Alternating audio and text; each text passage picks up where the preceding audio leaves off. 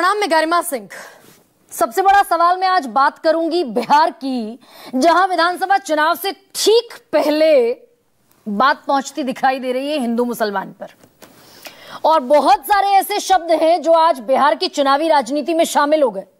मुल्ला, मौलवी, ट्रिपल तलाक, शरिया, पाकिस्तान, बांग्लादेश, बहुत सारे ऐसे शब्द और भी हैं। और एक और खास शब्द भी जुड़ गया कि यहां ना आरजेडी या कांग्रेस समाजवादी नहीं है, बल्कि ये सारे नमाजवादी हैं। तो नमाज को भी जोड़ दिया गया और मुस्लिम परस्त साबित करने की कोशिश हुई पूरे विपक्ष को। और इसलिए मैं कह रही हूं कि ये प्लैंक हिंदू मुसलमान का तैयार होता हुआ दिखाई दे रहा है। और बहुत सारे चुनाव में इसके पहले भी देखा कि आखिर में आते आते हिंदू मुसलमान बांचना पड़ता है। लेकिन शुरुआत की कल तेजस्वी यादव ने, नेता प्रतिपक्ष है तेजस्वी यादव, कल बिहार के पटना के गांधी मैदान में एक बड़ी रैली हुई विपक्ष की, और नाम था इस रैली का वक्फ बचाओ दस्तूर बचाओ। रैली थी वक्फ कानून के खिलाफ। अब जो कानून सब जुडिस है, सुप्रीम कोर्ट में जिस पर सुनवाई चल रही है, अनकॉन्स्टिट्यूशनल है क्या ये एक्ट, इस पर सुप्रीम कोर्ट को फैसला लेना है। उस पर पॉलिटिकल नैरेटिव बनाने की क्या जरूरत दिखी तेजस्वी यादव को। तेजस्वी यादव ने कल उस रैली में, जिसमें बड़ी तादाद में मुसलमान थे, हुंकार ये भरी कि अगर एनडीए का तो सफाया तय है बिहार के चुनाव से, और अगर महागठबंधन की सरकार बनती है तो केंद्र सरकार का बनाया हुआ जो वक्फ कानून है वो हटाया जाएगा, हम कूड़ेदान में फेंक देंगे उस कानून को। और दरअसल इस कानून के जरिए सरकार आपकी यानी मुसलमानों की जमीन हड़पना चाहती है और देश किसी के बाप का नहीं है। इन शब्दों का इस्तेमाल करते दिखे तेजस्वी यादव। जैसा मैंने कहा, मामला सब जुडिस है। अब इतने नादान और इतने भोले तो तेजस्वी यादव भी नहीं है। वो जानते हैं कि पूरी कॉन्स्टिट्यूएंसी दरअसल कांग्रेस से भी ज्यादा बिहार में आरजेडी की है। 76% मुसलमानों ने वोट किया था महागठबंधन को 2020 में। 17% मुसलमान है बिहार में। और इंडिया गठबंधन को ये आते आते 2024 तक मात्र 4 साल में 76% से बढ़कर हो गया 86%। महागठबंधन को, इंडिया ब्लॉक को 86% मुसलमानों ने वोट किया 2024 में। मैं अगर सिर्फ बिहार की बात करूं, अब ऐसे में तेजस्वी यादव जानते हैं कि उनकी कॉन्स्टिट्यूएंसी है, इसलिए एड्रेस करते दिखे सारे मुसलमानों को। जमीन छीन लेंगे, ये नाइंसाफी है, असंवैधानिक है।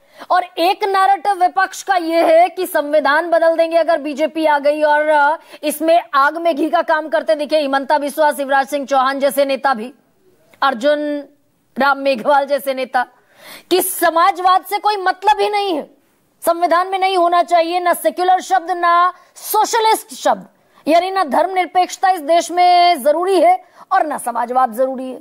अब विपक्ष इस प्लैंक पर भी खेल रहा है कि ये संविधान को खत्म करने पर आमादा है। गरीब की, गुरबा की, दलितों की, पिछड़ों की, वंचितों की आवाज को कुचल देंगे आ गए तो। लेकिन आज इस पर बैठ गए सुधांशु त्रिवेदी, बीजेपी के बड़े नेताओं में और बड़े वाक्पटु भी हैं, मुखर बोलते हैं। आज वो पूरा इस नैरेटिव को निकाल कर ले गए हिंदू मुसलमान पर।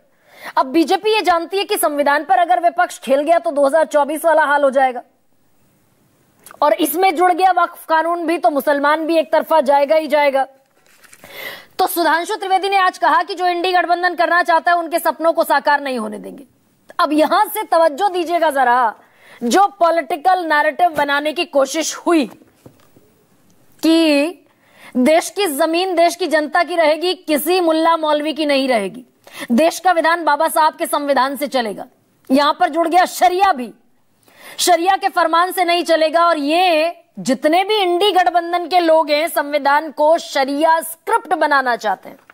और फिर यहां पे इंडोनेशिया और सऊदी अरब और टर्की, ईरान, सीरिया, पाकिस्तान सब ले आए कि जो सऊदी अरब में नहीं है, इंडोनेशिया में, टर्की में आईएसआईएस ने भी जो इराक और सीरिया में लागू नहीं किया, उससे भी बड़ा शरिया का कानून विपक्ष के लोग यहां लागू करने के बाबत सोच रहे।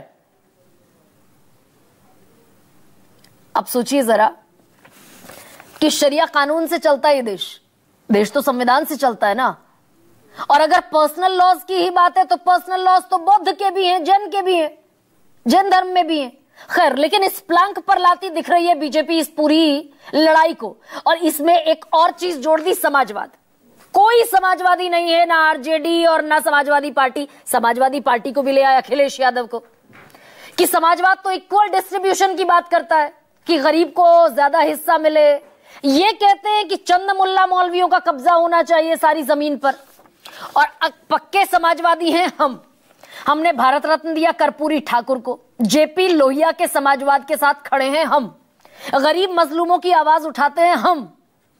और ये जितने भी Congress, RJD, SP, Samajwadi party के लोग हैं, ये तो सर तन से जुदा वालों के साथ जाकर खड़े हो जाते हैं, ट्रिपल तलाक वालों के साथ खड़े होते हैं, मेहरम के साथ, हज सब्सिडी का भी जिक्र कर दिया, और भाई बहन बेटा हाफिज बनाने वालों के साथ खड़े हुए दिखते हैं। ये कोई समाजवादी नहीं है, सिर्फ चोला पहने हुए हैं, ये नमाजवादियों के साथ जाकर खड़े हो गए।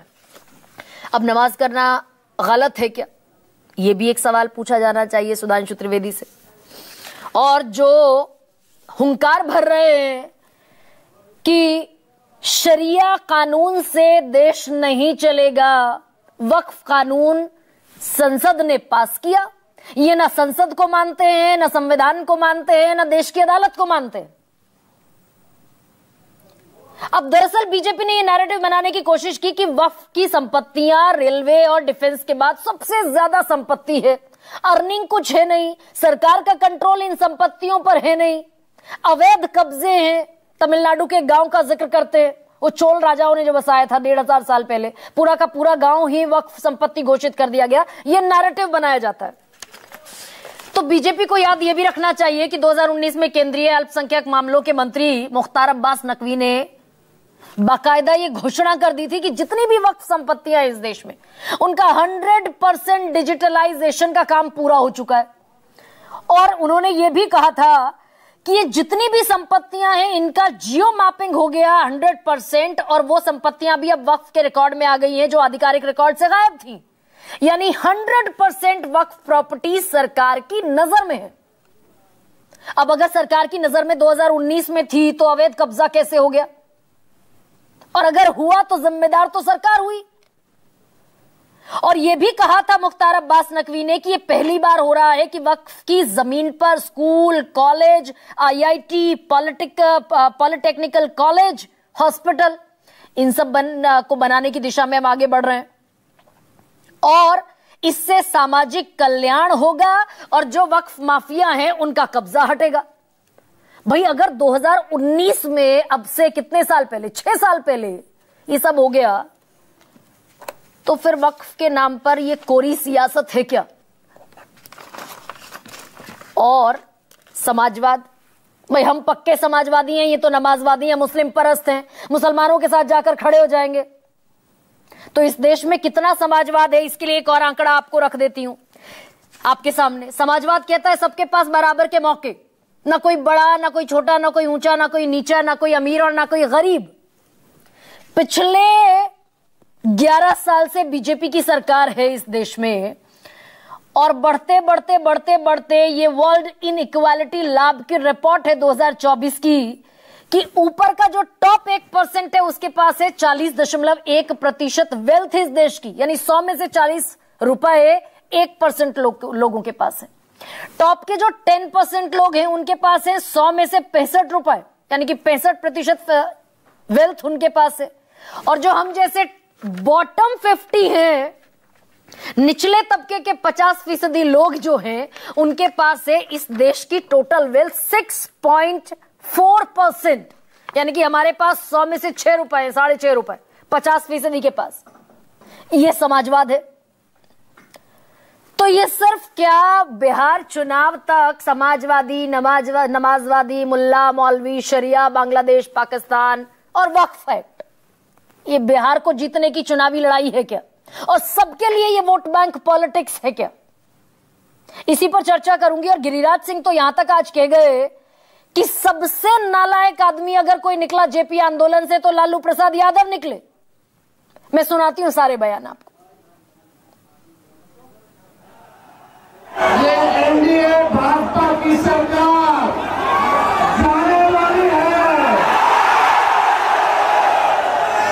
गरीब आवाम की सरकार बनेगी तो इस बिल को, इस कानून को बिहार राज्य जो है कूड़े के दाने फेंकने का काम करेगा।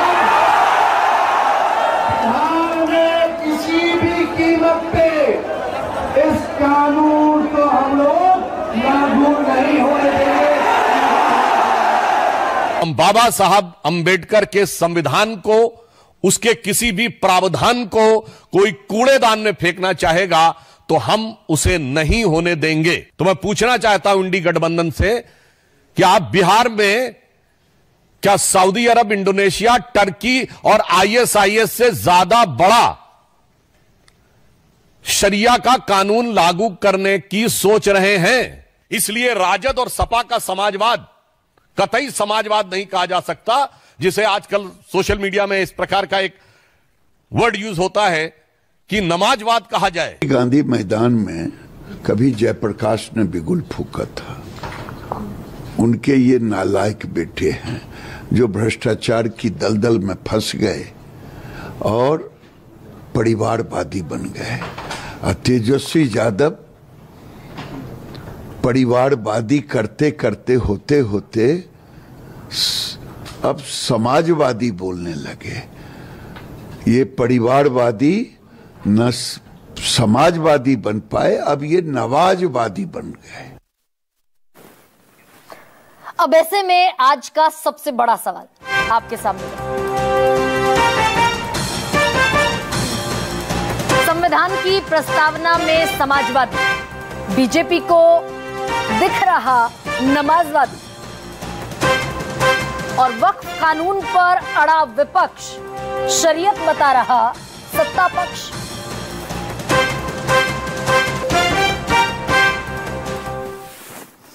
और विशुद्ध पॉलिटिकल पैनल है आज। मेरे साथ गुरु प्रकाश पासवान है, बड़े लंबे वक्त बाद प्रवक्ता हैं भारतीय जनता पार्टी के, बिहार से ही आते हैं, पटना यूनिवर्सिटी में लॉ पढ़ाते हैं, कानून पढ़ाते हैं। आलोक शर्मा मेरे साथ हैं, प्रवक्ता हैं कांग्रेस पार्टी के। मुस्कुराते हुए समाजवादी या नमाजवादी अभी बताएंगे मनोज सिंह काका कि क्या है वो, प्रवक्ता है समाजवादी पार्टी के। और नवल शर्मा मेरे साथ हैं, प्रवक्ता जनता दल यूनाइटेड। और अलावा इसके एक और मेहमान मेरे साथ जुड़ने वाले हैं, सुबोध मेहता, प्रवक्ता आरजेडी। हालांकि सवाल पहला उन्हीं से होना था, लेकिन हो सकता है थोड़ी देर सुबोध मेहता को हो गई है। गुरु, इसीलिए आपसे शुरू कर रही हूं भाई, ये मुल्ला मौलवी, शरीयत, बांग्लादेश, पाकिस्तान, ये आखिर हिंदू मुसलमान पर बार बार क्यों आना पड़ता है और मजबूरी है क्या? हर चुनाव का प्लांक हिंदू मुसलमान पर ले जाइए। कौन लेके आया है गरिमा जी, हम पूछना चाहते हैं आपसे। बीजेपी लेकर के आई है क्या? कल पटना के ऐतिहासिक गांधी मैदान में जो कार्यक्रम हुआ है, उस कार्यक्रम के आयोजक था इमाम शरीयत। उनसे तो आपने नहीं पूछा। जब वो लगातार मुसलमान करते हैं तो उनके ऊपर ये आरोप नहीं लगता है। लेकिन आप लोगों को लगता है कि हिंदू मुसलमान का आरोप हमारे ऊपर चस्पा करना आसान है। ये भ्रम है, इससे ज्यादा भ्रमित करने वाली कोई बात नहीं है। आपके प्रारंभिक उद्बोधन को मैं सुन रहा था गरिमा जी, और बहुत ध्यान से मैं हर बार सुनता हूं, आप बहुत शोध करके आती हैं। आपने हल्के में जिक्र किया कि भाई इनकम इनइक्वालिटी को लेकर के, इनकम इनइक्वालिटी को मेजर करने का एक तरीका होता है जीनी कोएफिशिएंट। ये जीनी कोएफिशिएंट यूपीए के समय कितना था और आज कितना, एक बार जाकर के देखना चाहिए। आज आर्थिक सामाजिक असमानता में कमी आई है, इस बात को स्वीकार करना चाहिए। दूसरा, आपने कहा कि भाई आज के सबसे बड़े सवाल में सबसे पहला जो सवाल कहा कि संविधान की प्रस्तावना में समाजवादी। अब ये तय करना होगा हम लोगों को कि संविधान की प्रस्तावना में समाजवादी क्या ये बाबा साहेब के संविधान की प्रस्तावना में थी या आपातकाल के समय लागू हुई संविधान की प्रस्तावना में थी? इस पर विचार करना चाहिए। मैं इस पर एक सेकंड गुरु, बस ये स्पष्ट कर देना चाहिए। आज हमारे विपक्ष के साथी बैठे हैं। हाँ गुरु, एक सेकंड रुक जाइए जरा, मैं वापस आपके पास लौटूंगी। मेरे साथ सुबोध मेहता आ गए। एक सेकंड सुबोध, ये तय है भाई, तेजस्वी इतने नादान और इतने भोले तो है नहीं। वो जानते हैं कि अगर मुसलमानों को लामबंद करना है और मुसलमान का वोट चाहिए बिहार में, तो बीजेपी के खिलाफ बोलना पड़ेगा, वक्फ कानून के खिलाफ बोलना पड़ेगा, डस्टबिन में डाल देंगे, कूड़ेदान में डाल देंगे, ऐसे शब्दों का इस्तेमाल करना पड़ेगा। सुबोध, ये खालिस विशुद्ध राजनीति चमका रहे हैं तेजस्वी यादव। देखिए मोहतरमा, सबसे बड़ी बात यह है कि राष्ट्रीय जनता दल देश की जो तासीर है, संविधान का जो मूल्य है, उसके साथ खड़ा रहता है। ये जो लड़ाई है, इस लड़ाई को हम लीगल पॉइंट से सुप्रीम कोर्ट में भी लड़ रहे हैं। सुबोध मेहता की आवाज बढ़ाइए जरा। हाँ, जी, हम लीगल पॉइंट पे इसको हम सुप्रीम कोर्ट से भी लड़ाई लड़ रहे हैं। हाँ। और साथ में जो कानून पास हुआ है, जमहूरियत में जनता भगवान होती है, भगवान के पास जाकर हम पॉलिटिकल लड़ाई भी लड़ रहे हैं। इसलिए हमने ये कहा है कि जो कानून पास हुआ है वो संविधान से तर्क नहीं करता है। गुरु पासवान जी यहाँ पे अंबेडकर साहब को ला रहे थे, लेकिन आपको ये जानना होगा गुरु प्रकाश जी, ये सम्राट अशोक की धरती है। जो सम्राट अशोक का जो चक्र है वो संविधान का प्रतीक है, और चक्र में जो 24 तीलियां हैं वो सार हैं। वो सार है समाजवाद, बहुजन हिताय, बहुजन सुखाय को। इसी सार को बाबा साहब अम्बेडकर ने पिरोया है संविधान में, और इसी संविधान के मूल्य को, जो तासीर है, उसको बचाने के लिए शब्दों का जोड़ना घटाना एक बात हो सकता है, लेकिन जो मूल्य तासीर है वो तासीर है बहुजन हिताय बहुजन सुखाय इस देश का। नहीं, अभी वक्त पर रहिए ना जरा भाई। पॉलिटिकल बैटल भी लड़ रहे हैं, कॉन्स्टिट्यूशनल बैटल भी लड़ रहे हैं, मामला सब जुडिस है ना। लेकिन सुबोध मेहता, जो मामला सब जुडिस है, 3 जजेस की बेंच सुप्रीम कोर्ट में बैठी हुई है कि अनकॉन्स्टिट्यूशनल है कि नहीं तय करेगी। देखिए, तो कोर्ट का सम्मान, यानी कि आरजेडी के जहन में तेजस्वी यादव कोर्ट का मान नहीं रखेंगे। देखिए गरिमा जी, आपको पता होगा अनेकों ऐसे कानून पार्लियामेंट से जो पास हुए हैं। हाँ। चाहे वो एग्रीकल्चर एक्ट था 2020 का, या न्यू एजुकेशन पॉलिसी था, या फिर मंडल आयोग का जब ये इम्प्लीमेंट हुआ था। तो देखिए, मामला सब जुडिस होने के बावजूद भी पॉलिटिकल लड़ाई जारी थी, और नरेंद्र मोदी जी की सरकार को 700 किसानों के आहुति देने के बाद जो है ये कानून को वापस लिया गया। तो हम जैसा बोल रहे हैं, जमहूरियत में जनता भगवान होती है। कानूनी लड़ाई जो है, कोई भी कानून अगर पार्लियामेंट से पास होता है, if it is not in accordance with the written provision of the constitution, तो जुडिशरी उसको नल एंड वॉइड करती है। एक प्रक्रिया हो गया। अब दूसरा जो है, प्रजातांत्रिक व्यवस्था में आंदोलन, संघर्ष और संवाद ही हमारे पास तरीका बचता है। मतलब आप इंतजार, ये यानी कि सुबोध मेहता इस बात का इंतजार कर रहे थे कि बिहार विधानसभा चुनाव आएंगे, मुसलमानों को इकट्ठा करेंगे, गांधी मैदान में करेंगे, फिर कहीं और करेंगे, लामबंद करेंगे, और एक तरीके से ध्रुवीकरण की कोशिश करेंगे। अगर ये कोशिश नहीं होती तो जेपीसी बनी थी, जेपीसी में अपने संशोधन के प्रस्ताव को रखते सामने जेपीसी के। देखिए गरिमा जी, आपको मैं बताऊं, चाहे पार्लियामेंट का डिबेट हो, राष्ट्रीय जनता दल ने, हमारे सांसद सुधाकर जी ने मुखर होकर इसका विरोध किया।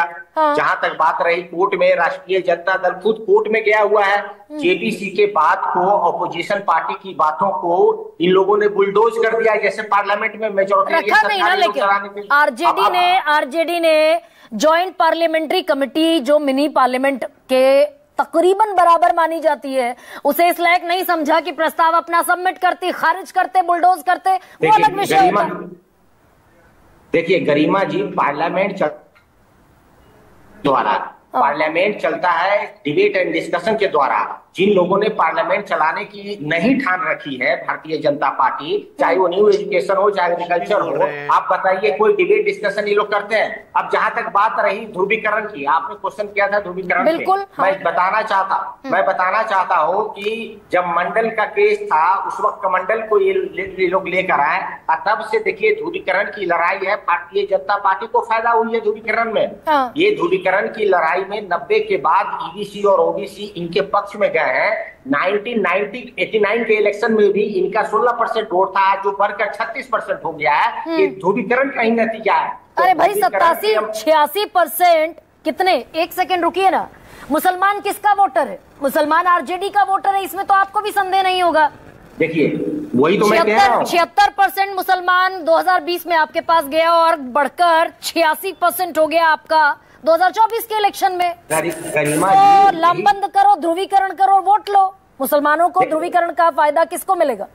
देखिए, आप यही तो मैं कह रहा हूँ कि 90 के बाद जो ध्रुवीकरण की राजनीति हुई है भारतीय जनता पार्टी के द्वारा, तो ईबीसी और ओबीसी का जो वोट बैंक है उनके तरफ ड्रिफ्ट किया है। ये तो जानबूझकर जो है संविधान के मूल्यों को तितिर बितिर कर इधर की बात करते हैं, ताकि हिंदू गोलबंद हो जाए। एक तरफ आप मुस्लिम गोलबंद की बात कर रही हैं। मैं तो कह रहा हूं कि भारतीय जनता पार्टी इसका जनक है, और ये जनक आज से नहीं है। सावरकर साहब, आपको पता ही होगा 1943 में मुस्लिम लीग के साथ इन लोगों ने अलायंस किया। देश को विभाजन जब होगा तो हिंदू राष्ट्र मुस्लिम राष्ट्र बनाने की कल्पना की इन लोगों ने। तो ये तो ध्रुवीकरण इनके जो है, इनकी शिक्षा नीति में, जो नागपुर का जो शिक्षा नीति है, उसी शिक्षा नीति में ये लोग ध्रुवीकरण के ये लोग माहिर खिलाड़ी हैं। तो जिस ध्रुवीकरण की आप बात कर रही हैं उसकी शुरुआत तो भारतीय जनता पार्टी कर रहे हैं, और जो भारतीय जनता पार्टी संविधान के तर्क के साथ नहीं खड़ा होती है, तो ऐसे में जो है बाकी जो जनमानस है वो हम लोग जो हम लोग संविधान की मूल्यों की बात करते हैं उसके साथ आके खड़े होते हैं। तो जो हमारे साथ खड़े हैं ये सावरकर के नीतियों के साथ नहीं चलने वाले लोग हैं जो हमारे साथ आके खड़े होते हैं। जो बाबा साहेब अम्बेडकर का ये बार बार नाम लेते हैं, गुरु प्रकाश जी हमें ये बताइए ना, बाबा साहेब अम्बेडकर ने जिन मूल्यों को स्थापित किया, जो सम्राट अशोक के जो चक्र है, 24 तीलियां हैं, समानता का अधिकार, उसके बाद भाईचारा हो गया, आजादी हो गई, कल्याणकारी राज्य की अवधारणा हो गई। ये कल्याणकारी राज्य की अवधारणा कहाँ गया? सड़क से लेके हवाई जहाज तक के लोग बेचने में लगे हुए हैं। नहीं, लेकिन सुबोध मेहता अगर एक सेकंड ये तो सच ही है भाई, इसमें तो कोई झूठ नहीं कि 1950 से लेकर 2009 में बढ़कर हो गई वक्फ प्रॉपर्टी 4 लाख एकड़, 14 में 6 लाख एकड़, 25 में 9.40 लाख एकड़। सरकार अगर इसका कंट्रोल अपने हाथ में ले लेती है और रेवेन्यू और तमाम चीजों को बाकायदा मैनेज करती है तो दिक्कत कहाँ है फिर? देखिए किसकी जमीन छीन ली जाएगी? आप देखिए गरिमा जी, हमें आश्चर्य लगता है कि आप इस तरह की बात कर रही हैं। आर्टिकल 12 के तहत वक्फ बोर्ड जो है ऑलरेडी स्टेट है, ऑलरेडी स्टेट का पार्ट है। जो मुतल्लिब अपॉइंट होते हैं वहां पे वो कमेटी रिकमेंड करती है, राज्य सरकार उसको अप्रूव करती है, तभी जाकर। कोई भी जमीन निजी नहीं है, ये सरकार की जमीन है, वक्त की जमीन है, आर्टिकल 12 के तहत ये जमीन है। तो तेजस्वी ठीक है, लेकिन तेजस्वी बिहार से कैसे हटा देंगे महागठबंधन की सरकार बनने पर? केंद्र का कानून है, कोर्ट में सब जुडिस है, पार्लियामेंट ही रिवोक कर सकती है, अगर रिवोक करेगी तो। देखिए ये बरगलार है ना मुसलमानों को तेजस्वी यादव। गरिमा जी आपको मैं बता दूं, अनेकों ऐसे प्रावधान हैं इंक्लूडिंग जाति जनगणना जो बिहार के विधानसभा ने पास किया, और अन्य कानून बिहार के विधानसभा इसको पास करेगी। पॉलिटिकल लड़ाई है, मैं कह रहा हूँ। दिल्ली की सरकार ने भी बहुत ऐसे कानून पास किए जो कि केंद्र से मेल नहीं खाते थे। केंद्र सरकार जैसे न्यू एजुकेशन पॉलिसी है, कर्नाटक सरकार ने अपना पॉलिसी लाया है यहाँ पर। तो एक तरीके से ये पॉलिटिकल लड़ाई है, जनमानस के साथ और संविधान के देश के तासीर के साथ हम लोग खड़े हैं। अगर ये लोग बुलडोज करेंगे तो हमारे पास चारा क्या बचता है? मतलब पॉलिटिकल भी है, लड़ाई है। ये सुबोध मेहता आरजेडी ये जानती है कि लड़ाई दरअसल पॉलिटिकल भी है। पोलराइज नहीं करेंगे तो लामबंदी मुसलमानों की नहीं होगी। अब गुरु, ये दरअसल भाई वक्फ कानून पर जो लड़ाई है, इसमें आज सुधांशु त्रिवेदी शरिया भी ले आए, मुल्ला मौलवी भी ले आए। ये इसमें बरगलाने की कोशिश ज्यादा है क्या कि भाई हिंदू जो है 17% मुसलमान है, rest of the people of Bihar are Hindus. तो शरिया के नाम पर भड़काओ, बरगलाओ, और वो जो हिंदू एकता की बात कहता है संघ और बीजेपी, वो प्लैंक बनाते दिखो। एक सेकंड सुबोध जी, गुरु प्रकाश। नहीं, देखिए मैं पुनः बोलना चाहता हूं गरिमा जी, आप चाहे जितनी बार बोलिए कि हम लोगों ने शुरुआत किया है, कल जो रैली का आयोजन हुआ है उस रैली के एक प्रमुख ऑर्गेनाइजर्स में से एक था इमाम शरीयत। शरिया कौन लेकर के आया चुनाव के विमर्श में हमें किसी स्पष्टीकरण लेने की जरूरत नहीं है, और कौन लेकर के आता रहा है देश के संसाधनों पे पहला अल्पसंख्यकों का है, और उसमें भी मुसलमान अल्पसंख्यकों का है। कौन लेकर के आता है? देश में हिंदू मुस्लिम की राजनीति, धर्म की राजनीति, ध्रुवीकरण की राजनीति कौन करता आया है, ये किसी से स्पष्टीकरण लेने की जरूरत नहीं है। मैं सुन रहा था अभी आरजेडी के सीनियर प्रवक्ता हैं कि बाबा साहब अम्बेडकर का नाम ले रहे थे। ये तस्वीर मैं आपके दर्शकों को दिखाना चाहता हूं। लालू जी का जन्मदिन था, बाबा साहब अम्बेडकर की तस्वीर उनके चरणों के पास है। यही सम्मान देते हैं बाबा साहब अम्बेडकर को? किस मुंह से बाबा साहब अम्बेडकर का नाम लेते हैं आप? आपको तो कोई नैतिक अधिकार नहीं है। 1 महीना से ऊपर होने को आ गया। मैं किसी के बीच में नहीं बोल रहा था। गर्मा, not to interrupt please. Subodh ji मत बोलिए, व्याकुल मत होइए सर, व्याकुल मत होइए। हाँ, गुरु प्रकाश। मैं साक्ष्य के साथ बात कर रहा हूं गरिमा जी। 1 महीने से ज्यादा का समय हो गया, किस मुंह से ये लोग बाबा साहेब अंबेडकर का नाम लेते हैं मुझे समझ में नहीं आता है। उनके चरणों के पास बाबा साहेब अंबेडकर की तस्वीर है और आज तक मुंह से माफी का एक शब्द नहीं निकला है। हद हो गई। अब आइए इस मुद्दे पे गरिमा जी, हमें समझने की आवश्यकता है। एक सेकेंड, आपने कानून बनाया इस ग्राउंड पर, वक्फ पर आ जाइए। मैं सिलसिलेवार तरीके से सारे सवाल पूछूंगी। आपने कानून बनाया इस हवाले से, इस आधार पर कि अवैध कब्जा है वक्फ की संपत्तियों पर, पसमानदा मुसलमान को उसका फायदा नहीं होता, गरीब बेवाओं को उसका फायदा नहीं होता, गरीब बच्चों को फायदा नहीं मिलता। आपके अल्पसंख्यक कल्याण मामलों के मंत्री 19 में कह रहे थे कि 100% वक्फ प्रॉपर्टीज का डिजिटलाइजेशन पूरा हो गया, सामाजिक कल्याण होगा, वक्फ माफिया खत्म हो जाएंगे, पॉलिटेक्निक कॉलेज बनेंगे, स्कूल बनेंगे। ये सारी चीजें तो मुख्तार अब्बास नकवी कह रहे थे। तो जब निपटारा हो गया था 2019 में, गरिमा जी, तो ये हिंदू मुसलमान का खेल खेलने की जरूरत क्यों पड़ी फिर? हिंदू मुसलमान का खेल कौन खेल रहा है? मैं पुनः बोलना चाहता हूं गरिमा जी, ये खेल कोई आज का नहीं है। कांग्रेस पार्टी के जब देश के प्रधानमंत्री थे मनमोहन सिंह, उन्होंने कहा था कि देश के संसाधनों पे पहला हक देश के अल्पसंख्यकों का है और उसमें भी देश के मुसलमानों का है। किसने कहा था ये? कांग्रेस पार्टी के लोग जब कहते हैं, उनके प्रधानमंत्री संवैधानिक पद पर बैठकर कहते हैं, तब किसी को डर नहीं होता है। मैं आपके शो पे आज दावे के साथ कहना चाहता हूं, जितने भी लोग उस रैली में मौजूद थे, आपको चुनना पड़ेगा। या तो आप तुष्टीकरण की राजनीति करिए या सामाजिक न्याय की राजनीति करिए। यूपीए में लालू जी भी थे, मनमोहन जी भी थे, उन्होंने रंगनाथ मिश्रा कमेटी को बनाया और उस कमेटी का क्या मैंडेट था कि दलितों की आरक्षण की हकमारी करके मुसलमानों को दे दिया जाए। आज भी माइनॉरिटी कमीशन की बात हो, माइनॉरिटी एजुकेशन कमीशन की बात हो, जामिया मिलिया विश्वविद्यालय में दलितों का आरक्षण क्यों नहीं मिलता है? अलीगढ़ मुस्लिम यूनिवर्सिटी में दलितों का आरक्षण क्यों नहीं मिलता है? इन सबके पीछे मूल सोच गरिमा जी एक ही है और वो है तुष्टीकरण की। आप समाजवाद पे आइए, समाजवाद पे इनका क्या ट्रैक रिकॉर्ड रहा है? जब बात होती है सत्ता में शेयर देने की, 13वीं बार 13th टाइम लगातार राष्ट्रीय जनता दल के राष्ट्रीय अध्यक्ष लालू प्रसाद यादव बने। कोई परिवार से बाहर इनको दिखता नहीं है। हम रहेंगे सर्वे सर्वा, बेटा बनेगा डिप्टी सीएम। मैं बात पूरी कर लूं गरिमा जी, बगैर रोक टोक के आरजेडी के प्रवक्ता बोल रहे थे। मैंने अभी तक अपने प्रारंभिक उद्बोधन को भी समाप्त नहीं किया है। सारे सवाल पूछे मैंने, ये कैसा समाजवाद है गरिमा जी? सारे सवाल मैंने सुबोध मेहता से पूछे। अच्छा, मैंने सुन लिया। अब मैं बोल सकता हूं क्या? मुझे आप कहिए, मैं शांत हो जाता हूं। मैं अपनी वाक्य तो पूरा करूंगा गरिमा जी। अच्छा, आप ले लीजिए समय, लेकिन आप फिर मुझे बीच में काट दीजिएगा, मैं जानता हूं। प्लीज प्लीज कह लीजिए। नहीं, आप जानते नहीं है दरअसल, और जानते हैं तो गलत जानते हैं, पर कह लीजिए, बात कहिए अपनी। नहीं, अब आपके दर्शक भी जानते हैं। आप ही लगता है कि सर्वे सर्वा हो गई है, हम गलत जानते हैं, आपके दर्शक गलत जानते हैं, आप ही सब जानती है, ऐसा तो नहीं है ना गरिमा जी? मैं बताना चाहता हूं कि समाजवाद की क्या परिभाषा? बीच में गैर वाजिब, गैर जरूरी टोकती हूं, ये आप गलत जानते हैं। Carry on.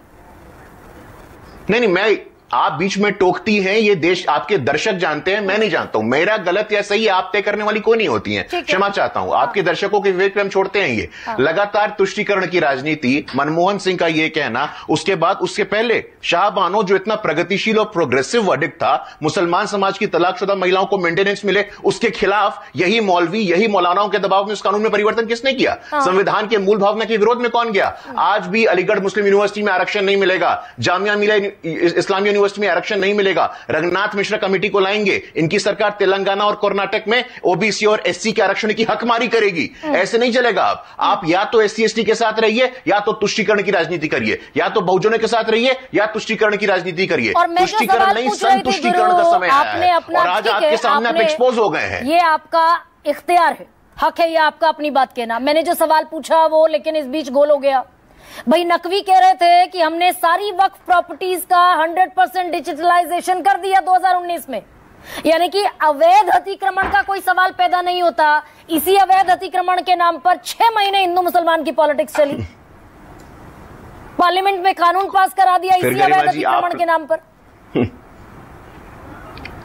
पार्लियामेंट में कानून पास हुआ है, दोनों सदनों में पूर्ण बहुमत से पास हुआ है, स्टेक होल्डर से कंसल्टेशन हुई है, 10 राज्यों में ये कमिटी गई है। ये कानून कोई स्ट्रीम रोल नहीं किया गया है। और जब सदन में जो कि पब्लिक विल और पॉलिटिकल विल का रिप्रेजेंटेशन होता है, सदन एक लोकतांत्रिक संस्था है। आप कह दीजिए कि भाई सदन लोकतांत्रिक संस्था का कोई महत्व नहीं है। अपने फंडामेंटलिस्ट पॉलिटिक्स को करने के लिए, अपने तुष्टीकरण की राजनीति को परसू करने के लिए आप किस हद तक गिर सकते हैं? यही जो तेजस्वी जी बयान दे रहे हैं कि देश किसी के बाप का नहीं है। हाँ, बिल्कुल सही कहा आपने। कर रहे हैं ये देश, मैं अपनी बात तो पूरी करूंगा। तो आप जो मुसलमानों का जो हक हुकूक की बात करते हैं, पैरोकारी करते हैं गरीब मुसलमान की, पसमानदा मुसलमान की, ये अल्पसंख्यक कल्याण मंत्रालय का बजट है जो बगैर खर्च हुए वापस लौट जा रहा है। अगर इतनी चिंता है मुसलमानों के हक की और हुकूक की, ये 2022-23 में 2612 करोड़ रुपए अलॉट हुए, 1774 करोड़ रुपए बगैर खर्च हुए लौट गए। 23-24 में 2608 करोड़ रुपए अलॉट हुए, 1576 करोड़ बगैर खर्च हुए लौट गए। खर्च ही नहीं हुआ पैसा। अब गरिमा जी मैं अपनी बात को तो पूरा करूंगा जो आपने बीच में रोका था। कल जो तेजस्वी यादव जी गांधी मैदान में कह रहे थे देश किसी के बाप का नहीं, आपने बिल्कुल सही कहा। ये देश बाबा साहब अंबेडकर के संविधान से चलेगा और देश के 140 करोड़ लोगों के भाव से चलेगा। देश किसी के बाप का नहीं है, पार्टी बाप की है, पार्टी बाप की है, पार्टी परिवार की है। देश किसी के बाप का नहीं है, लेकिन पार्टी में हम ही रहेंगे। लालू जी सर्वे सर्वा 13वीं बार राष्ट्रीय अध्यक्ष बनेंगे, हम उप मुख्यमंत्री बनेंगे, भाई हमारा स्वास्थ्य मंत्री बनेगा, बहन हमारी राज्यसभा जाएगी, मां हमारी विधान परिषद में नेता बनेगी। मैं पूरी बात करूंगा, गुरु आप इस तरह से पूरी बात तो करूंगा। मैंने आपको नहीं बुलाया, मुझे कहिए, मैं बात तो पूरी करूंगा। समाज आपने कहा देश संविधान से चलेगा, लेकिन आप मुझे बीच में रोकिएगा तो मैं बोलूंगा। अच्छा सुनिए तो सही, सुनिए तो सही। अरे कुछ भी बोल रहे हैं गुरु प्रकाश। सुबोध एक सेकंड, समाजवाद से देश चलेगा, गुरु प्रकाश पासवान। आपके बीच में बोल रहा था क्या मैं? आप तय करिएगा क्या? अरे आज नाराज आप तय करिएगा सुबोध जी, कुछ भी बोलते हैं दर्शकों को तय करने दीजिए आप। मैं उनके बीच में एक शब्द नहीं बोला था। क्या देश? मैं सुबोध जी के बीच में एक शब्द नहीं बोला था, इन्होंने तीसरी बार बोला है। आपका प्रेसिडेंट कब बनेगा भारतीय जनता पार्टी का? सुबोध की आवाज डाउन कीजिए और ये पीसीआर दरअसल समझ लिया कीजिए ना। सुबोध आपको मैंने मौका दिया, मैं आपके पास वापस लौटूंगी, आपको सम्मान से मैं कह रही हूं, उनका मौका बोलने दीजिए। समाजवाद से चलेगा गुरु देश या नहीं चलेगा? समाजवाद निश्चित रूप से चलेगा, लेकिन इस समाजवाद से नहीं चलेगा। निश्चित रूप से चलेगा, लेकिन ऐसे नहीं चलेगा कि ये देश किसी के बाप का नहीं, लेकिन पार्टी मेरे बाप की है। शिवराज सिंह चौहान तो कहते हैं समाजवाद की जरूरत ही नहीं है देश को। मैं अपनी बात पूरी करूंगा। देखिए गरिमा जी, आप लगातार बोल रही हैं, सवाल का भी जवाब देंगे गुरु। बोल रही हैं, ऐसे थोड़ी होता है गरिमा जी। एक वाक्य हम पूरा, वो हमें तय करने दीजिए ना भाई, सवाल का भी तो जवाब देंगे, उसी लिए बैठे हैं। एक लाइन हम बोलते नहीं, आप बीच में बोल देती हैं। सवाल का जवाब कौन देगा? फिर हम नहीं दे रहे हैं क्या? अपने दर्शकों से पूछिए आप। समाजवाद को शिवराज सिंह चौहान खारिज कर देते हैं, समाजवाद की जरूरत नहीं है देश को।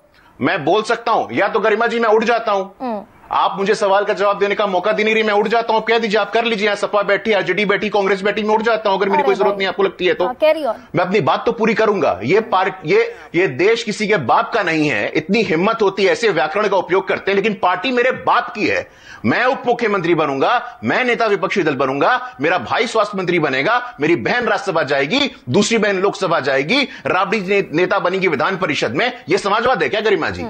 ऐसा समाजवाद चाहिए क्या आपको? कैसा समाजवाद चाहिए फिर गुरु बता दीजिए। दलित आदिवासी सब बराबर। समाजवाद ऐसा चाहिए कि दलित आदिवासी को सम्मान मिले। पहली बार मैं अपनी बात, आज सुधांशु त्रिवेदी ने कहा कि बीजेपी और बीजेपी की सहयोगी पार्टियां कर्पूरी ठाकुर, जेपी और लोहिया के समाजवाद की असली पैरोकार हैं। कैसा समाजवाद चाहिए देश को? समाजवाद ऐसा चाहिए कि आदिवासी की बेटी 75 साल में पहली बार संविधान के सर्वोच्च स्थान पे पहुंचे। समाजवाद ऐसा हो कि दलित आज चेयरमैन रेलवे बोर्ड मिले। समाजवाद ऐसा हो कि आदिवासी पहली बार सीएजी बने। समाजवाद ऐसा हो कि पहली बार दलित बाबा साहब अंबेडकर के बाद कोई केंद्र में कानून मंत्री बनता है तो अब बनता है। समाजवाद ऐसा हो कि पद्म सम्मान सबको मिले। समाजवाद ऐसा हो कि पहली बार मंत्रिपरिषद में दलित आदिवासियों की भागीदारी हो। मैं, मेरा परिवार, ये देश किसी के बाप का नहीं है, लेकिन पार्टी मेरे बाप की है। ये समाजवाद नहीं चलेगा। बिल्कुल ठीक है, आपने समाजवाद की जो परिभाषा दी, 11 साल से केंद्र में बीजेपी की सरकार, तेजस्वी जी ने दिया था। एक से रुकिए, तेजस्वी जी ने दिया था। अब इतना उत्तेजित मत होइए गुरु, आप तो बहुत सहनशील शालीन। तेजस्वी जी ने, मैं जवाब तो दूंगा ना। अब मेरा जवाब आपको उत्तेजना लगती है। भाई सवाल तो सुनिए, समाजवाद की परिभाषा आपने दे दी। आप जवाब सुनिए तो हम सवाल सुनेंगे। ठीक है सुनिए, समाजवाद की परिभाषा आपने दे दी। 11 साल से बीजेपी की सरकार है और हम इस देश में जो समाजवाद देख रहे हैं वो ये है कि टॉप 1% के पास 100 रुपए में से 40 रुपए है, टॉप 10% के पास 100 रुपए में से 65 रुपए है, और बॉटम 50% के पास, मेरे जैसे लोगों के पास 100 में से 6.5 रुपए है। तो ये कौन सा समाजवाद लागू कर दिया भारतीय जनता पार्टी ने भाई? 55 करोड़ लोगों के पास बैंक के खाते नहीं थे। दिल्ली से 1 रुपए चलता था 15 पैसा पहुंचता था, आज 1 रुपए चलता है तो 1 रुपए पहुंचता है। जिनी कोएफिशिएंट जो कि समाजवादी इनकम इनइक्वालिटी को मेजर करता है, यूपी और एनडीए का एक बार दौर देख लीजिएगा। आईएमएफ का आंकड़ा है कि जब ग्लोबल स्पॉट में बोला जा रहा है 27 करोड़ लोगों को गरीबी रेखा से बाहर निकाला गया है। अकेले बिहार से 4 करोड़ लोगों को गरीबी रेखा से बाहर निकाला गया है। आज हम चौथी सबसे बड़ी अर्थव्यवस्था बन के उभरे हैं। आज फाइनेंशियल इंक्लूजन में, डिजिटल अकाउंट्स में भारत सबसे आगे है। आज जैम ट्रिनिटी की बात हो, मुद्रा की बात हो, उज्ज्वला की बात हो, सारे के सारे बेनिफिशियरीज हमारे सभी वर्गों से आते हैं। इतने बेनिफिशियरी हैं गुरु इस देश में, देश के लोगों पे छोड़िए, ठीक है, 55 करोड़ बैंक के खाते हैं। आज आप दरअसल हाईजैक करने के मोड में गुरु, हाईजैक करने के मोड में हुई है। इतने बेनिफिशियरी है इस देश में, उसके बावजूद हाउस होल्ड सेविंग इस देश की 45 साल में सबसे कम है। बैंक खाते खुलवा दीजिए, पैसे ही नहीं है लोगों के पास। नीचे के बॉटम 50% लोग 6.5 रुपए, उनके पास 100 रुपए में 6.5 रुपए जाता है। गरिमा जी, हाउस होल्ड कंजम्पशन भी बताइए ना। 10 साल पहले कितने लोग मोटरसाइकिल खरीदते थे, आज कितने लोग मोटरसाइकिल खरीदते हैं? अच्छा ठीक है, सिलेक्टिवली डेटा को कोट मत किया करिए। मोटरसाइकिल खरीद रहे हैं, लेकिन खाते हो, हाउस होल्ड कंजम्पशन हो, आलोक शर्मा मोटरसाइकिल खरीद रहे तो कैसे खरीद रहे हैं? आलोक शर्मा, ये कोर्ट को, संविधान को मानना तो जरूरी है। जो मामला सब जुडिस है, वक्फ कानून का मुद्दा उठा दिया, ये तो सही कह रहे हैं गुरु प्रकाश पासवान। क्या जरूरत थी ये हिंदू मुसलमान प्लैंक पर लाकर खड़ा करने की चुनाव को? मुझे लगता है कि सब जुडिस मैटर तो इलेक्शन कमीशन के भी बहुत सारे चल रहे हैं, तो इलेक्शन कमीशन की सब पैरवी करके ढाल बन के पूरी बीजेपी क्यों खड़ी हो जाती है? सब जुडिस मैटर तो नोटबंदी का भी चल रहा था, नोटबंदी बहुत अच्छा है, कौन वकालत कर रहा था। सब जुडिस मैटर तो 3 काले कृषि कानून भी थे जिनको वापस इन्होंने ले लिया।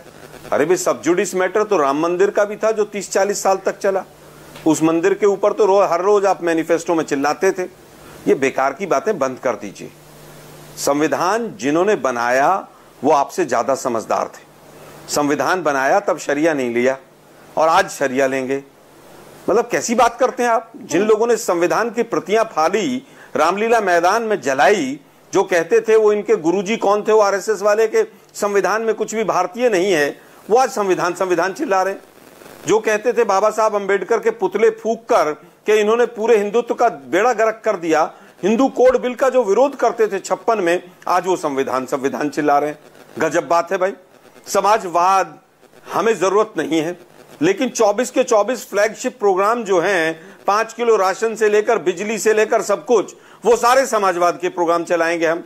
हालत यह है कि 1% के पास 1990 में 34% रिसोर्सेज थे, आज 57% हो गए। लेकिन इनको समाजवाद की जरूरत नहीं है, इनका तो अडानी बैठा हुआ है, सब कुछ अडानी को दे दो, इनको कहां समाजवाद की जरूरत है?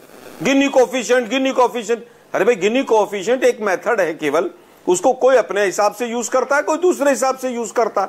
मैं तो पूछ रहा हूं, अगर आपने इतना ही अच्छा कर दिया तो किसान की आमदनी क्यों घट गई? सुसाइड रेट क्यों बढ़ गया? 27 करोड़ लोग बीपीएल से ऊपर आ गए, बिलो पॉवर्टी लाइन की डेफिनेशन पता है पूरे देश को? अगर पता हो तो पूरा शो बता के जाना। कोई भी 17 बार 16 बार पार्लियामेंट में पॉवर्टी लाइन पूछी गई कि है क्या इस सरकार की? इस देश को यह नहीं पता कि पॉवर्टी लाइन क्या है। 5 किलो राशन की कीमत जोड़ के आप उसमें पर कैपिटा इनकम को बढ़ा देते हैं। दुर्भाग्य यह है कि 10 पोस्टों को गिनाकर गरीब को गरीब कर दें और उसके बाद कहें कि साहब समाजवाद पूरी तरह से लागू हो गया। अच्छा, लेकिन आलोक जी आपके साथ जो सबसे बड़ी पार्टी, ये भी आप मानेंगे ना कि तेजस्वी यादव ना तो नादान है ना भोले हैं, वो जानते हैं मुसलमान लामबंद किस तरीके से होगा, इसीलिए इस प्लैंक पर तेजस्वी यादव पूरी बहस को ले आए क्या? देखिए, मुझे लगता है मैम, बीजेपी के तमाम लोगों ने, परवेश वर्मा से तमाम लोगों ने कहा हमें मुसलमानों की वोट नहीं चाहिए।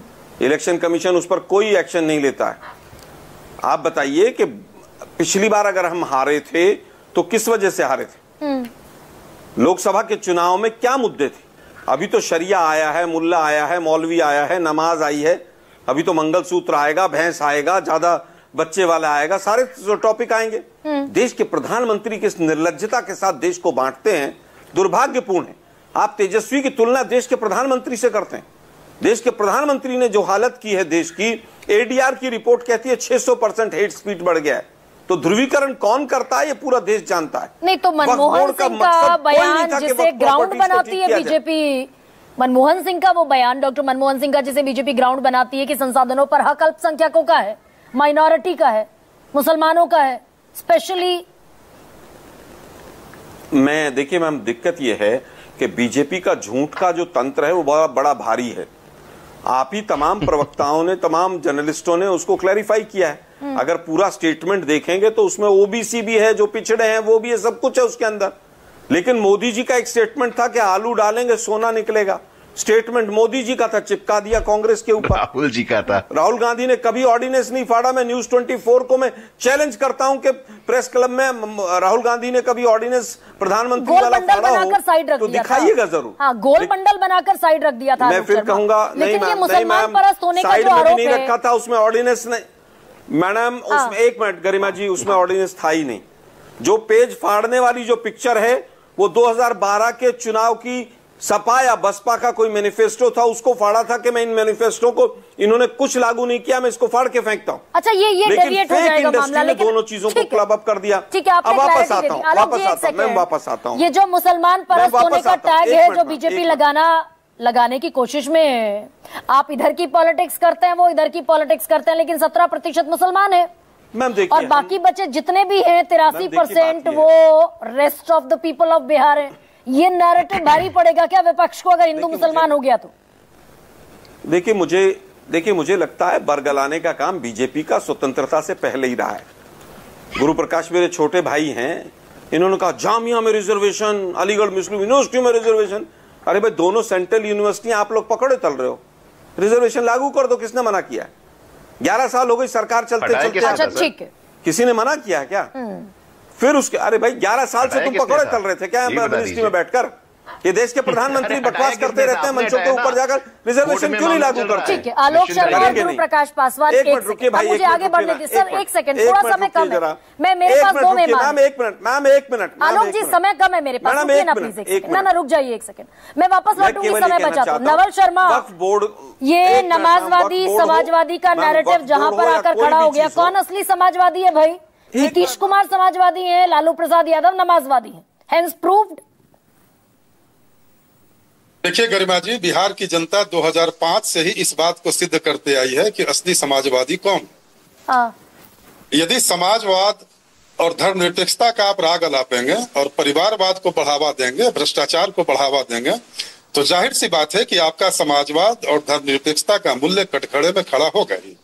मान्यवर नीतीश कुमार जी का इतिहास यह बताता है कि 2005 में अपनी सत्ता नशीनी के बाद नीतीश कुमार जी ने बिहार में समाजवाद को सही मायने में बिहार की धरती पर उतारा है। अच्छा। वो सही मायने में जयप्रकाश नारायण और लोहिया के ऐसे शिष्य हैं जिन्होंने समाज में बराबरी लाने की दिशा में, समाज के निचले वर्गों के स्तरोन्नयन की दिशा में, दलित जातियों के, समाज के बहुजनों के मजबूतीकरण और सशक्तिकरण की दिशा में, महिलाओं के सशक्तिकरण की दिशा में, या यूं कहें कि समाज के विभिन्न वर्गों के सशक्तिकरण और उन्हें आगे बढ़ाने की दिशा में नीतीश कुमार जी ने जो ऐतिहासिक कार्य किए हैं उसकी मिसाल दुर्लभ है। नहीं, ये मिसाल तो मैं दे देती हूँ आपको। वो जो दुर्लभ मिसाल है वो कैसी है? 22% आबादी सिर्फ 1 से 5वीं तक पढ़ती है, ड्रॉप आउट कर जाती है 5वीं के बाद बच्चे।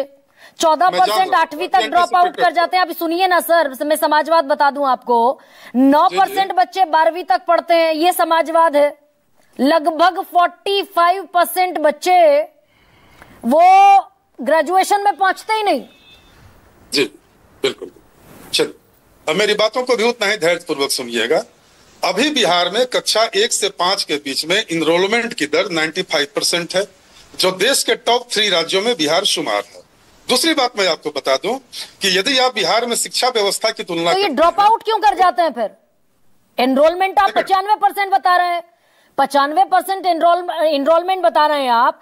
22% तो ऐसे बच्चे हैं 5वीं तक ड्रॉप आउट कर जाते हैं, 5वीं क्रॉस ही नहीं करते। जी जी गरिमा जी, ड्रॉप आउट के कई सारे कारण हैं और कई सारे ऐतिहासिक कारण भी हैं जिन्हें मैं सुधार करने के लिए हम जी जान से प्रयास कर रहे हैं। मुझे बस 2 मिनट का समय दीजिए, देखिए, बिहार को विरासत में चरवाहा विद्यालय की राजनीति मिली थी। एक ऐसी ध्वस्त शिक्षा व्यवस्था मिली थी जिसमें न तो बिहार में विद्यालय थे और न ही बिहार में शिक्षक थे। नहीं, अब 20 साल का राग अलापेंगे, खुद ही कह रहे हैं 2005 में समाजवाद आ गया था। नहीं, बिल्कुल नहीं, मैं उतना पीछे नहीं जाऊंगा। मैं अपने नेता की बात करूंगा। हमारे नेता ने बिहार में जिस तरह साइकिल योजना, पोशाक योजना और गरीब बच्चों के शैक्षणिक संवर्धन के लिए उनसे संबंधित जितनी भी योजनाएं लागू की, उन सारी योजनाओं का नतीजा यह हुआ। आप बिहार का भी भ्रमण कीजिए और बिहार में साइकिल पर पैंडल मारती जाती बच्चियों के आंखों में पलते सपनों को देखिए, और तब पता चलेगा कि बिहार में कैसा समाजवाद रूप आकार ले रहा है। अच्छा नवल जी, मैं अगर झूठ बोलूं तो मुझे बताइएगा। नवल जी, नहीं, बिल्कुल। आपने कहा 20 साल में समाजवाद आ गया बिहार में, कैसा रूप ले रहा है? मैं अगर गलत आंकड़ा रखूं तो मुझे करेक्ट कीजिएगा पूरे इख्तियार के साथ। आप ही का जातिगत सर्वे है, 34% बिहार की जनता गरीब है जो 6,000 रुपए से कम कमाती है महीने में, यानी हर तीसरा आदमी। मैंने वो सर्वे पढ़ा है गरिमा जी, मैंने वो सर्वे पढ़ा, आप ही का मैंने वो सर्वे पढ़ा है। हाँ बिल्कुल, मैंने वो सर्वे पढ़ा है, चूंकि हमारा सर्वे है। मैं आपको यह बताने का प्रयास कर रहा हूं कि देखिए, विकास एक लंबी चलने वाली सतत प्रक्रिया है। मैं समाजवाद को इस अर्थ में परिभाषित कर रहा था कि नीतीश कुमार जी भारतीय राजनीति के उन चंद इकलौते आपवादिक नेताओं में से हैं जिन्होंने कभी भी समाजवाद के नाम पर न तो परिवारवाद को बढ़ावा दिया और न ही भ्रष्टाचार को बढ़ावा दिया। भाई ना बच्चे पढ़ते हैं, गरीब दुनिया, गरीब पूरे भारत में गरीब सबसे ज्यादा बिहार में है, पर कैपिटा इनकम सबसे कम बिहार की है, और समाजवाद आ गया और 20 साल मिल गए सरकार को। अब मनोज, लेकिन ये समाजवादी और नमाजवादी की लड़ाई है। गरिमा जी बस 1 मिनट समय देना पड़ेगा। अच्छा कहिए ना, बस एक मिनट कह दीजिए, जल्दी से कह दीजिए। बिहार में पिछले 10 वर्षों में 3,77,00,000 लोग बहुआयामी गरीबी रेखा से बाहर आए हैं। आपने इस बात की चर्चा नहीं की। बिहार में आप जो जिन समस्याओं की चर्चा करती हैं, जैसे पलायन की समस्या की भी चर्चा आप लोग बराबर करती हैं, मैं प्राय सुनता हूं। तो बिहार में बस छोटा सा, बिहार में माल भाड़ा समानीकरण के जरिए कांग्रेस ने कैसे बिहार की आर्थिक संभावनाओं का सत्यानाश किया, और लालू यादव जी के शासनकाल में जो बड़ी संख्या में जो जातीय हिंसा हुई, उसने किस तरह बिहार से व्यवसायियों को भागने पर बाध्य किया। तो नीतीश कुमार जी ने, अगर नवल जी इतनी उपलब्धियां होती तो बताते, नौकरियां कितनी दी, पलायन कितना रुका, पर कैपिटा इनकम कितनी बढ़ गई, गरीबी कितनी दूर हो गई। हर तीसरा आदमी अगर गरीब है तो सवाल है इस समाजवाद पर। मनोज, लेकिन ये समाजवादी और नमाजवादी का जो नैरेटिव है, नमाजवादी शब्द मुस्लिम परस्त होने को एक तरीके से टैगिंग करता है, तो ये मुस्लिम परस्त होना विपक्ष को नुकसान का सौदा है क्या? भाई हिंदू पोलराइज हो गया अगर, तो कहां खड़ी होगी विपक्ष की राजनीति पर? जी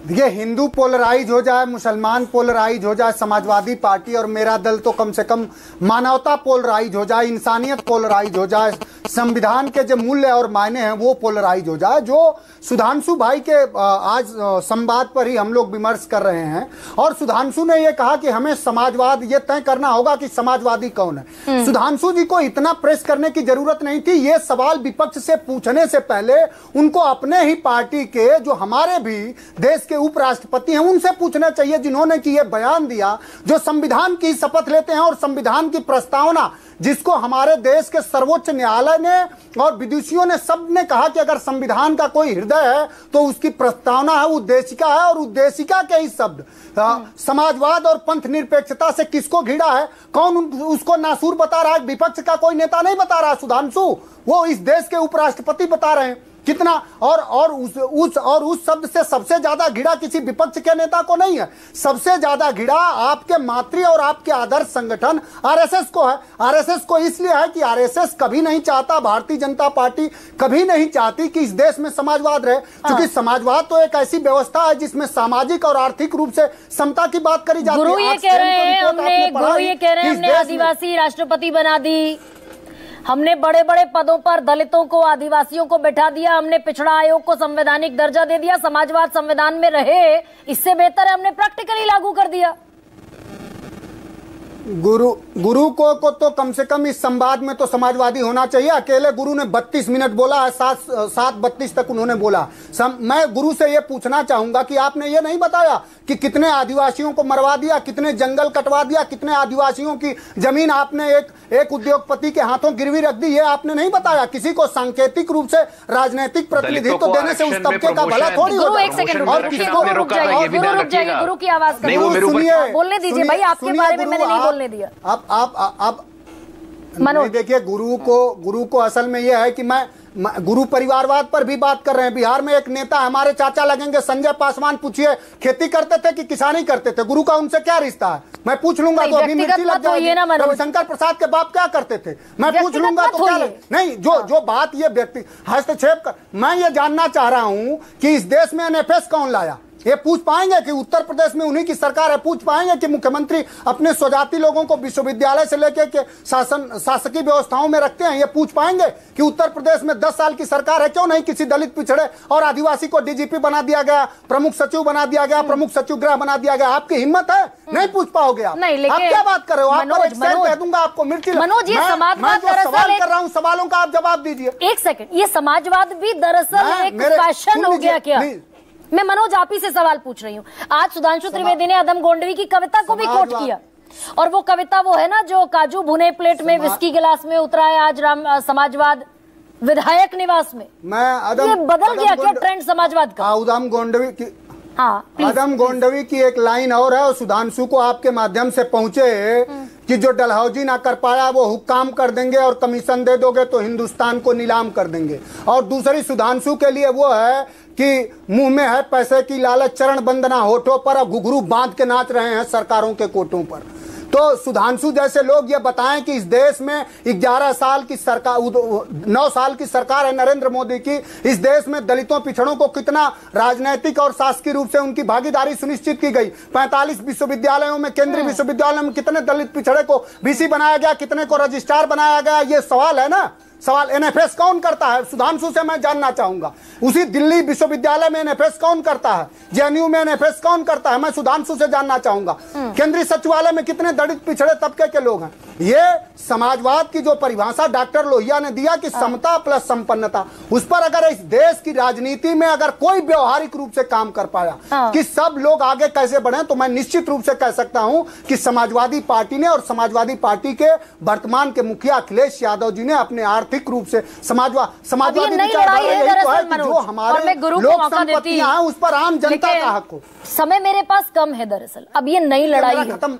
नहीं हो गया मनोज, खत्म हो जाने दीजिए। मनोज हो गया, 10 सेकंड दीजिए। 10 अच्छा कहिए, जल्दी से कह दीजिए। देखिए भारतीय जनता पार्टी वही पार्टी है जिसके सर्वोच्च गोलवलकर ने कहा हमारे संविधान निर्माता को और संविधान को कि ये पश्चिमी देशों के संविधानों का नकल भर है हमारा संविधान। बिल्कुल डेविएट हो जाएगा मनोज। अब दरअसल जो बिहार की लड़ाई है ना, एक सेकंड, जो बिहार की लड़ाई है वो समाजवादी और नमाजवादी पर है। जनता को तय करना है नमाजवादी कौन है, और अगर नमाज पढ़ता भी है कोई तो इसमें गलत क्या है, समाजवादी कौन है। अभी पूरा प्लांक दरअसल बिहार का मुख्तलिफ जाता हुआ दिखाई देगा आने वाले दिनों में।